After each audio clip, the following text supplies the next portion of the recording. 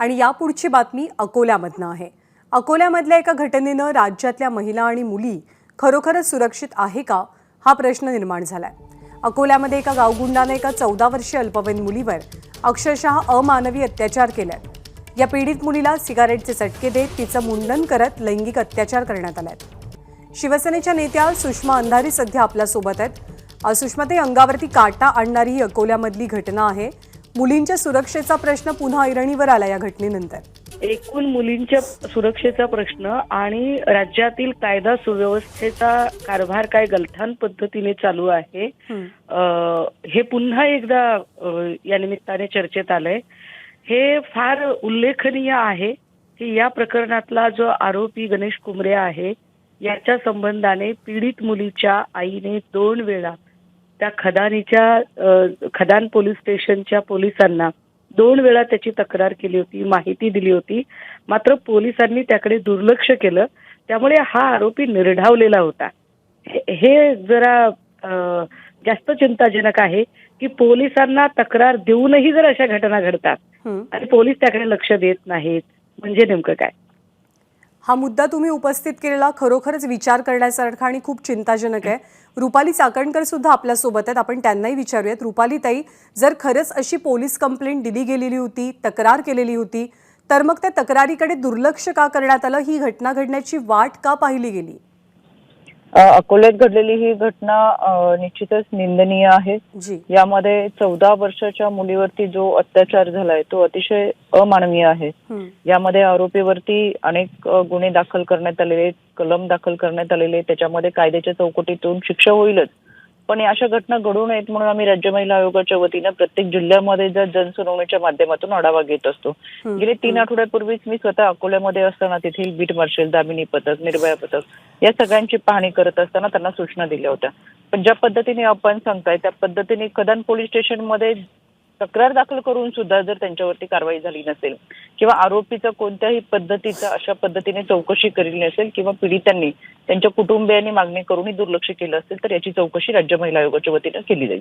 असं असतं की गावामध्ये अशी एखादी घटना घडली की त्याचा परिणाम गावातल्या इतर मुलींच्या सामाजिक व्यवस्थेवरती, शिक्षणावरती, त्यांच्या बाहेर जाण्यावरती, सगळ्यावरती होतो। गावागावातल्या घटना पाहता या रोखण्यासाठी तुम्हा दोघींसाठी पण हा प्रश्न आहे। रुपालीताई, तुम्ही आधी उत्तर द्या, काय तातडीच्या उपाययोजना आता केल्या जाणार आहेत?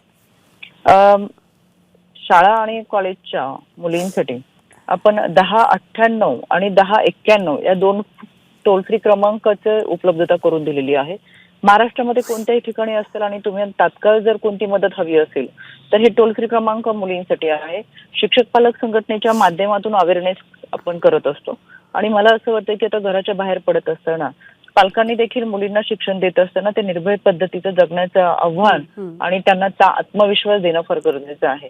याचा परिणाम साहजिकच आजूबाजूच्या मुलींवरती होणार किंवा होत असतो, पण या जाणीवेतून शिक्षण बाहेर घेत असताना, घराच्या बाहेर पडत असताना समाजामध्ये या ज्या घटना घडतात त्याचा प्रतिकार करण्याची ताकद आपल्या सगळ्यांमध्ये असलीच पाहिजे।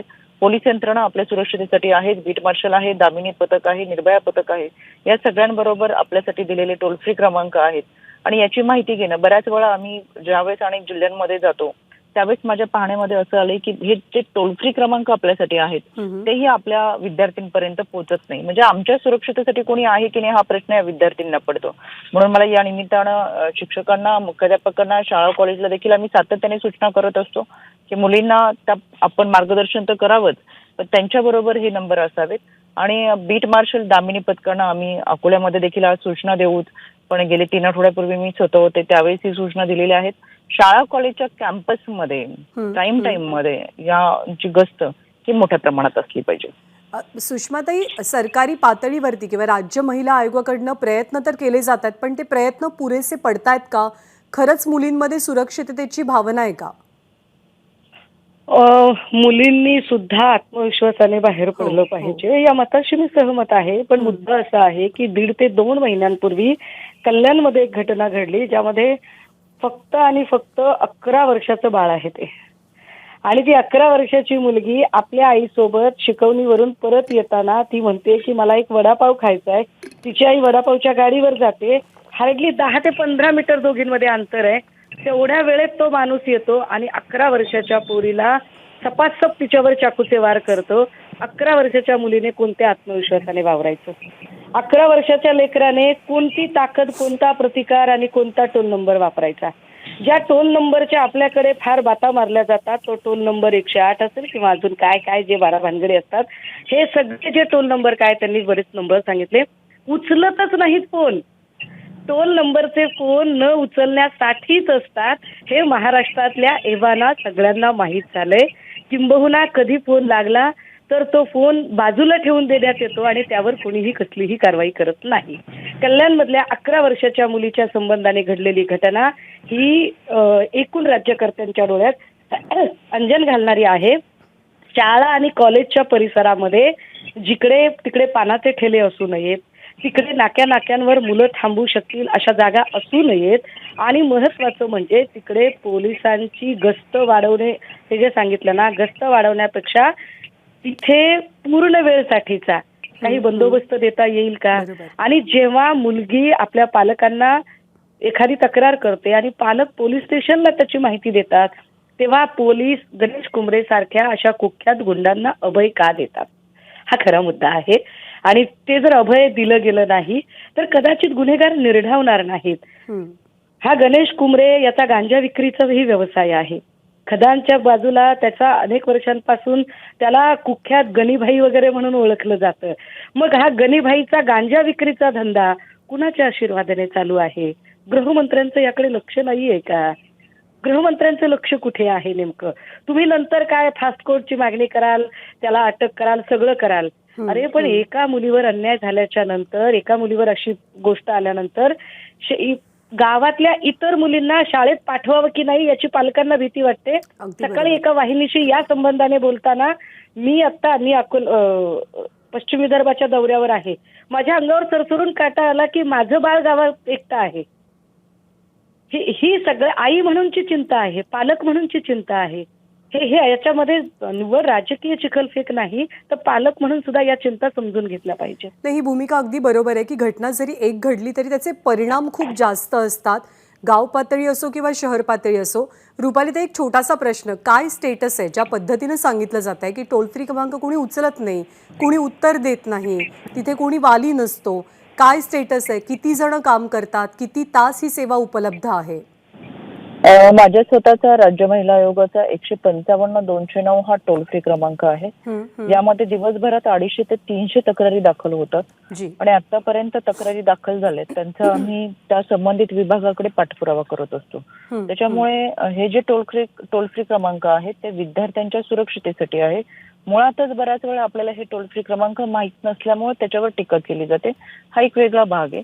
पण तरी सुद्धा शाळा कॉलेजच्या कॅम्पसमधून मी स्वतः फिरते आणि आम्ही आयोगाच्या माध्यमातून त्याचा पाठपुरावा करत असतो. शासन कुणाचा येऊ अगर न येऊ, गेले 2.5 वर्षाच्या कालावधीमध्ये राज्य महिला आयोगाच्या माध्यमातून आम्ही हे सगळे नंबर ऍक्टिव्ह करून घेत असताना मुलींमध्ये जागरूकता निर्माण करण्याचा प्रयत्न करत असतो.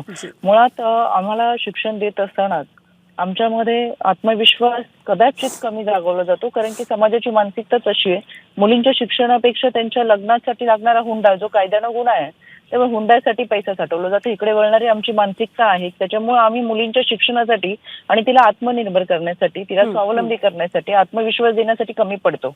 त्याच्यामुळे आता कायदा सुव्यवस्था त्यांचं काम करेलच, पण 4 भिंतीच्या आतमध्ये ज्यावेळेस जन्मदाता बाप मुलीवर बलात्कार करतो त्यावेळेस त्या ठिकाणचा प्रश्न राहतो की नात्यांची वीज जी होत असताना त्यामधली मानसिकता गेली कुठे, संस्कार गेले कुठे. त्याच्यामुळे सामाजिक प्रश्न फार मोठ्या प्रमाणात निर्माण होतात, ज्यामध्ये आम्ही पाठपुरावा करत असतो. कायद्याच्या चौकटीतून फाशीची शिक्षा व्हावी, मागणी करल फास्ट ट्रॅक मध्ये, ह्या सगळ्या गोष्टी होतच राहतात. बरोबर आहे, सरकारने कवच तर दिलेलं आहे. निर्भयपणे मुलींना समाजात वावरणं, तसं वातावरण निर्माण करणं ही अर्थातच सरकारी पातळीवरची आणि व्यवस्थेची जबाबदारी आहे. पण हा मुद्दा तर इथे राहतोच की जर का एखाद्या व्यक्तीबद्दल तक्रार आलेली असेल तर ती तक्रार योग्य पद्धतीनं अटेंड होऊन त्या व्यक्तीसंदर्भातली कारवाई होणं गरजेचं होतं.